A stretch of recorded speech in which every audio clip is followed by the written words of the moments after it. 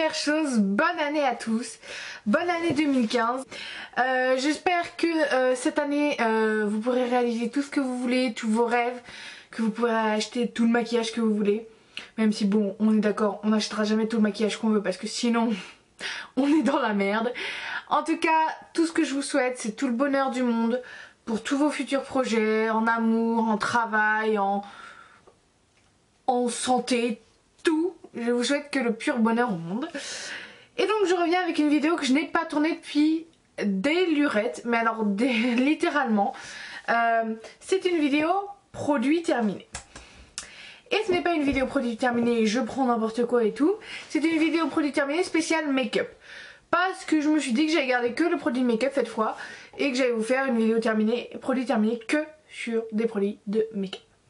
Donc on va commencer tout de suite parce que j'en ai quand même énormément. Donc par contre je vais attraper au premier truc qui me vient et voilà. Donc la première chose que j'ai, c'est le fond de teint Stay Matte de chez Rimmel. Donc c'est l'ancienne version que j'avais eu dans le swap avec Pauline. Que j'ai pas mal aimé, je dois bien avouer qu'il a une couvrance quand même assez extrême. Il fait quand même des marques, hein. Je dois avouer qu'il marque les emplacements de sécheresse. Il est assez dur à travailler, faut prendre le coup de main et avoir un peu de patience quand même, et de temps. Mais par contre il a une super couvrance et il tient extrêmement mat. Et je pense qu'ils ont une bonne teinte de choix, enfin niveau sélection, au niveau des couleurs, c'est plutôt pas mal.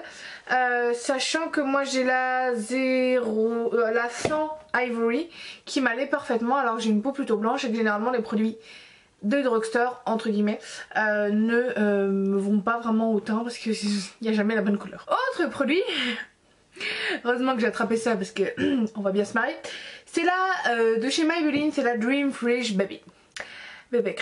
Ce truc c'est une merde internationale, c'est la plus grosse daube que je n'ai jamais vue de ma vie. Tout simplement parce que ça ne sert à rien. Vous n'appliquez rien, c'est exactement la même chose. Ça n'a aucune couvrance, limite vous l'appliquez, vous n'avez rien fait, c'est la même chose. Ça a une couleur orange dégueulasse, pourtant j'ai la couleur la plus claire. C'était censé avoir 8 actions magnifiques, non grave, foutage de gueule, hein, vous brillez au bout d'une heure. Qu'est-ce qu'il y avait? Protection, je sais pas trop, hein, honnêtement. Créer un éclat naturel, vous avez une gueule Doompa Loompa, on va éviter. Lisse visiblement, ça lisse que dalle.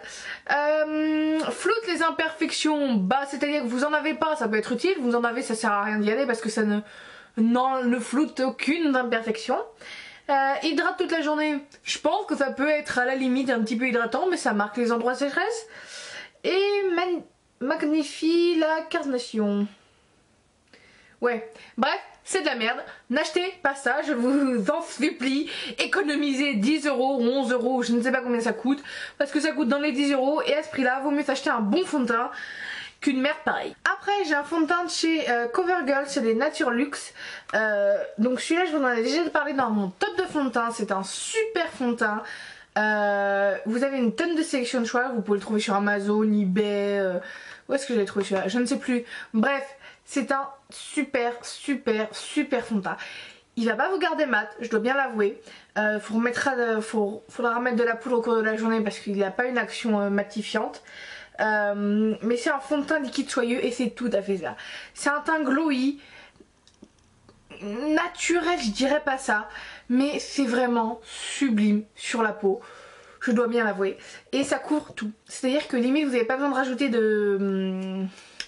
d'anti-cerne, enfin voilà, pour cacher vos boutons ou autre, puisque ça va tout cacher. C'est vraiment un super fond de teint, j'en ai un backup dans mes tiroirs.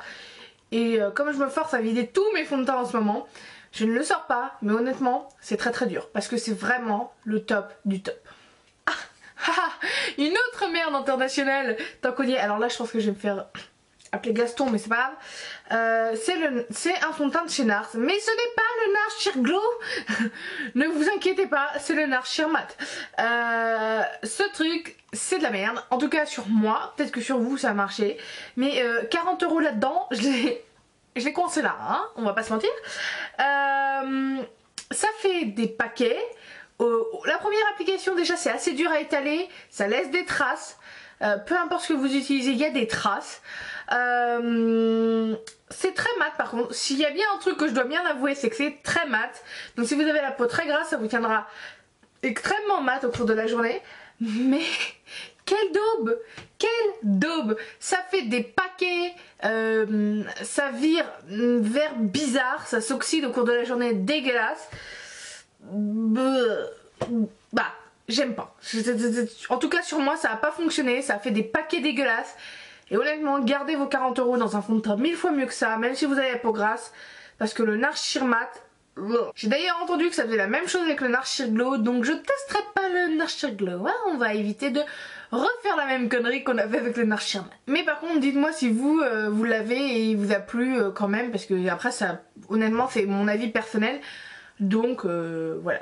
Autre produit Nars, restons dans les produits Nars pendant qu'on y est. C'est la Pure Radiant Tinting Moisturizer de chez Nars. Bah je suis pas fan non plus.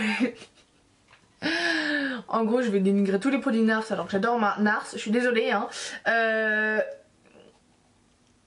En fait je trouve qu'elle est... Comment dire? Je cherche le mot. Elle est couvrante sans l'être trop, donc si vous cherchez un fini très naturel, pas très couvrant, je pense que c'est un produit qui peut vous aller. Moi j'aime pas les produits pas couvrants, les bébés crèmes, les crèmes teintées, j'ai énormément de mal avec. J'aime les vrais fonds de teint, dit celle qui vient de présenter un fond de teint, bref. Et celle-ci n'a pas vraiment de couvrance, elle en a mais toute fine. Par contre pour l'été ça doit être génial. Moi je l'avais utilisé en été en hiver parce que honnêtement je m'en contrefiche, mais ce que je veux quand je veux. Mais ça reste très hydratant et franchement si vous avez la peau sèche ça doit être pas mal. Peau grasse, restez éloigné. Voilà, je vous fais garder votre argent.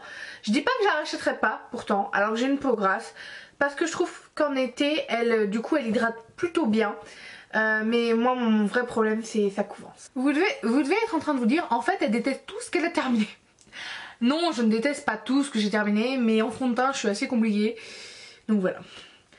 Après j'ai une bébé crème et c'est je pense l'un de mes Graal niveau maquillage et je suis dégoûtée de l'avoir terminé. Mais ça coûte pas très cher donc je vais la racheter pour sûr.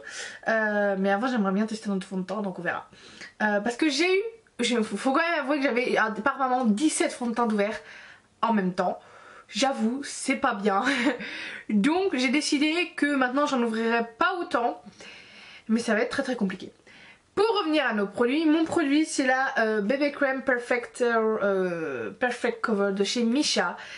Qui est une bébé crème avec une couvrance de fond de teint qui est sublime, qui a un côté gris donc qui fait qu'elle va vraiment s'adapter à votre couleur de peau. Et honnêtement ce truc c'est de la bombe quoi. C'est de la couvrance en tube. Ça dure 12 mois. Moi j'avais la teinte numéro 21 light beige qui m'allait parfaitement, donc faites attention parce que c'est beaucoup plus clair qu'il n'y paraît. Au début quand j'ai vu light beige, quand je suis arrivée je me dis merde tu t'es trompée de teinte. Non, c'était limite un petit peu trop clair. Mais honnêtement si je dois vous conseiller une bébé crème couvrante et qui d'après ce que j'ai entendu niveau ingrédients est pas trop mal pour la peau, foncez chez Missha parce que cette bébé crème c'est une pure tuerie. C'est le Graal. Par contre si vous avez la peau grasse faut poudrer hein, je le dis, sinon le soir vous ressemblez à une boule de disco. Autre produit que je n'aime pas non plus, c'est la bébé crème de Garnier. Alors quand je l'ai acheté, je l'avais acheté en été, j'étais à Royan. Vous en avez rien à battre mais c'est pas grave, je vous le dis, j'aime bien vous étaler ma vie.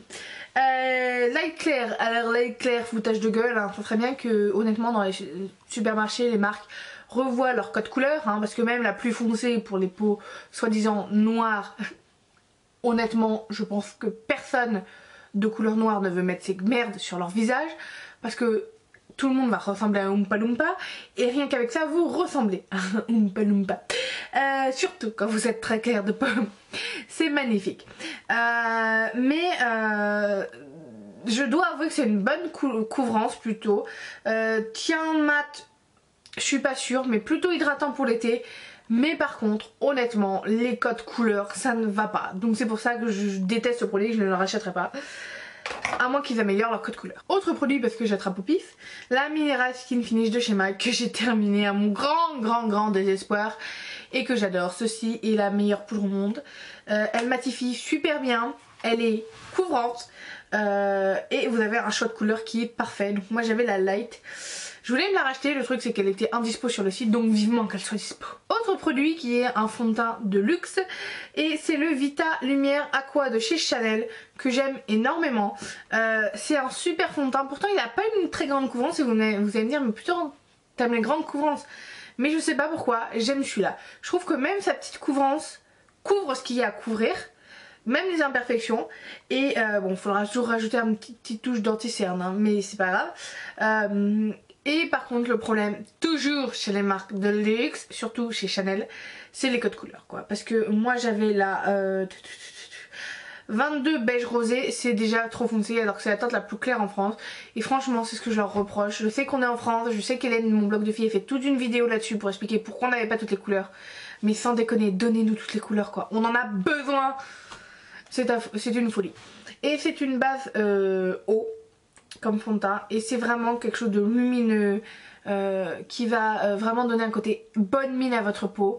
Et donc si je dois vous conseiller un fond de teint de luxe, foncez sur celui-là. J'ai aussi terminé The fond de teint qui est le nude de chez L'Oréal, de chez Dior, qui est mon fond de teint préféré. Alors que c'est le Dior Skin, j'ai une peau grasse, j'aurais dû plutôt aller chez le Dior Forever, d'ailleurs que j'ai envie de tester.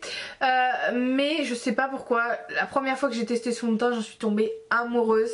Et depuis ça n'a pas changé. Donc faudra que je le rachète. Je trouve qu'il fait un teint sublime. Il est une couvrance magnifique, mais vraiment magnifique. C'est du haut.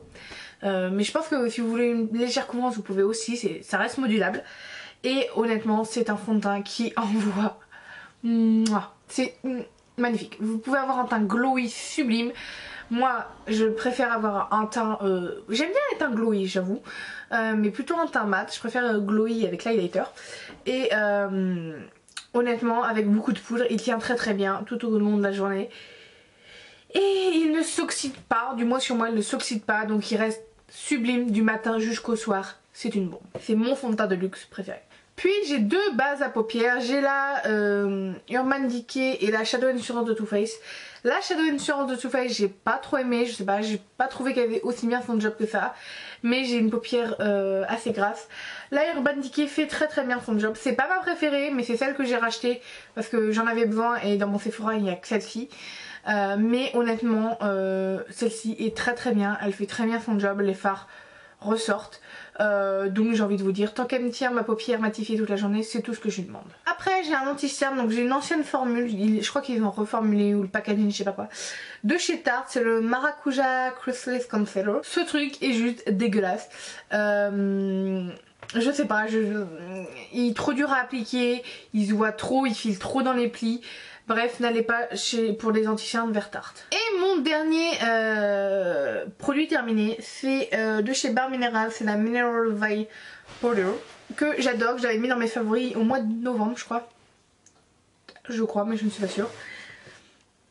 J'aime beaucoup cette poudre. Elle est vraiment géniale. Elle matifie très bien. Elle n'a pas une extrême couvrance. Mais elle fait vraiment son job. Moi j'avais la originale. Honnêtement c'est une super poudre. Moi qui suis pas vraiment fan de Bare Minerals, je sais pas pourquoi, pourtant j'ai envie de tester leur dernier fond de teint. Oui je suis accro au fond de teint, j'avoue. Ceci est mon péché. Mais cette poudre était quand même plutôt bien. Donc voilà pour cette vidéo produit terminé, j'espère qu'elle vous aura plu. Bon, tiens, dites-moi en commentaire comment je fais, car si vous savez, pour exporter les vidéos d'iMovie à YouTube, maintenant il faut sélectionner des trucs, partager, bref. Mais il ne veut pas plus de 15 minutes alors que j'ai une chaîne certifiée, enfin bref, ceci, cela, je ne sais pas quoi. Donc je peux mettre des vidéos de plus de 15 minutes, mais par le cloud, je sais pas quoi, il faut enregistrer dans l'ordinateur. Donc si vous avez ce problème, dites-le moi en commentaire et aidez-moi, je vous en supplie. Donc voilà pour cette vidéo, j'espère que elle vous aura quand même plu. En tout cas, je vous fais plein de gros bisous, je vous souhaite le meilleur, encore et encore, et je vous dis à la prochaine. Bye tout le monde.